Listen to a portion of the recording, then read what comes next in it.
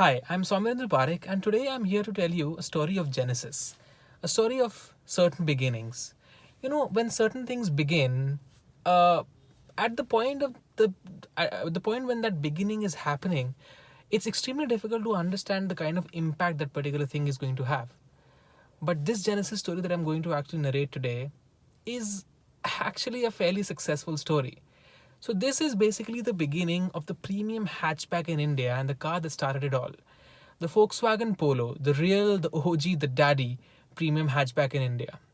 So, 2010 was when the Polo was first launched in India, and it was a time when most of the Indian market was basically talking affordability. Your Maruti's Altos were doing extremely well. The Hyundai Santro was doing extremely well. So it was largely a market which focused heavily on a car being affordable, and that was a huge criteria for the buyers here, for the first time buyers, more so importantly.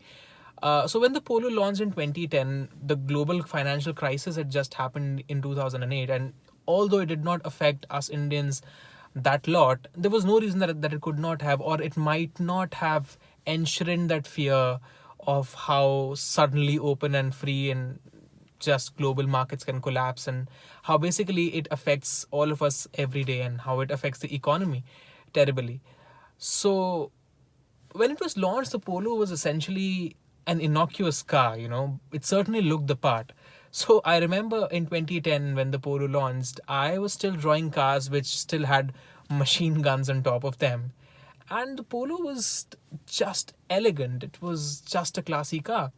But more so importantly, what Volkswagen did not know at the time of launching the Polo was that they were potentially going to spark a crisis amongst all those small cars, and they were actually going to spark a revolution in terms of how Indians perceived what a car should be. And even an affordable car, just the kinds of bells and whistles that an affordable car has, it it was just about to change the way that Indians were thinking about a lot of these things. So Volkswagen as a company, they've always obsessed about safety. Like, safety is their number one priority. There's really no other way to put it. And if you look at the Polo, I mean, all of that becomes extremely clear at the first glance. I mean, even though this is in India, of course, this is their cheapest car, and also globally, this is one of their cheapest cars. I think the Volkswagen Up is slightly cheaper than the Polo.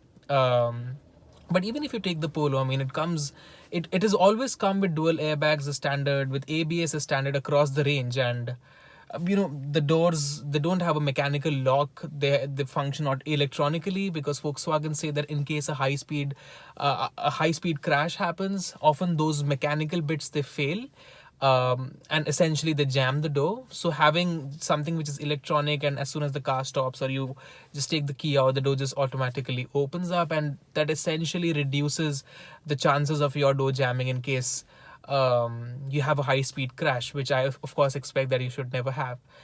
More importantly, what the Polo also gave us, if you look at it very carefully, is, I think, among the top 10 selling cars in India right now. I mean, you have the Maruti Suzuki Baleno, you have the Hyundai i20, and of course Tata has recently launched their Altros.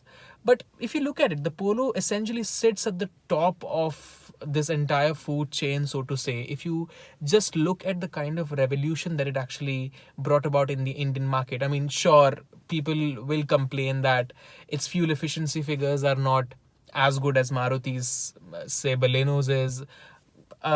It potentially can never match the kind of prices at which you can get your Baleno, say for instance, serviced. Of course, there will always be certain caveats, and there will always be certain nitty-gritties about owning a Volkswagen Polo. But if you look at it, I mean, it was essentially this particular car, the one which I'm sitting in right now. I mean, I own a Volkswagen Polo, if that hasn't been really clear so far. So when they were actually, because Volkswagen launched this car, it actually triggered a revolution of sorts in the market. Other car makers took notice when the Volkswagen, of course, started selling, and they realized that, hey, maybe the Indian market is much more than Wagonars and Altos and Santros. Maybe the Indian customer wants something little more out of their car now. And that's exactly when Maruti launched their Baleno, Hyundai launched their i20. And now, of course, Tata Motors is following suit with the Altroz. So this has been a very beautiful journey of Genesis. It's not just about one car, it's about starting a new segment. It's about the real and the original and the first premium hatchback in India.